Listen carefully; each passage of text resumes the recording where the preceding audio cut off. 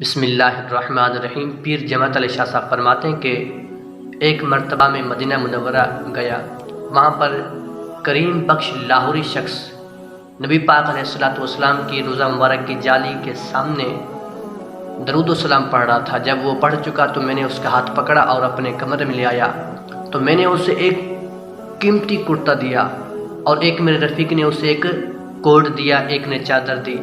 تو یہ سارا سامان جو تھا اس نے ایک چادر کے اندر باندھا۔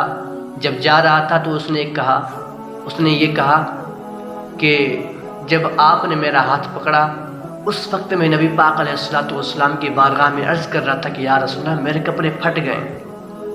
تو وہ چلا گیا، غسل وغیرہ کر کے نہا کے کپڑے چینج کر کے نبی پاک علیہ السلام کی جالی مبارک کے سامنے آیا، یا رسول اللہ مجھے کپڑے مل گئے، آپ میرے کپڑے دیکھ لیجئے۔ تو اسی طرح پیر جماعت علیہ شاہ صاحب فرماتے ہیں کہ پھر ایک سال بعد میرا سفر ہوا مدینہ منورہ کی طرف، وہاں میں پہنچا تو دیکھا وہی شخص کریم بخش لاہوری نبی پاک علیہ السلام کی جالی مبارک کے سامنے کھڑا ہے اور درود و سلام پڑھ رہا تھا۔ جب وہ پڑھ چکا تو میں نے ایک آدمی کو کہا کہ اسے کپڑے دے دو، تو جب وہ کپڑے نکالنے لگا تو اس کے ساتھ ایک ٹوپی بھی نکل آئی، کشمیری ٹوپی نکل آئی۔ تو میں نے کہا یہ بھی اسے دے دو۔ جب اس کو یہ سامان دیا گیا، کشمیری ٹوپی اور کچھ کپڑے اس کو دیے گئے، تو وہ اس نے لیا۔ لیتے وقت اس نے یہ کہا کہ آج میں نبی پاک علیہ السلام کی بارگاہ میں یہ عرض کر رہا تھا یا رسول اللہ میری ٹوپی پھٹ گئی ہے۔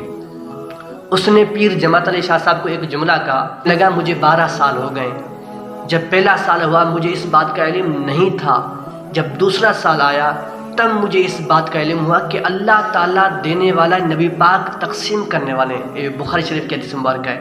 کریم بخش لاہوری پیر جماعت علیہ شاہ صاحب سے کہنے لگا کہ جتنے بھی دن مجھے یہاں پر ہو گئے، آج تک میں نے کسی کے آگے اپنا دامن نہیں پھیلایا، کسی آدمی سے اپنی مدد نہیں مانگی، کسی بھی بندے سے کچھ نہیں مانگا۔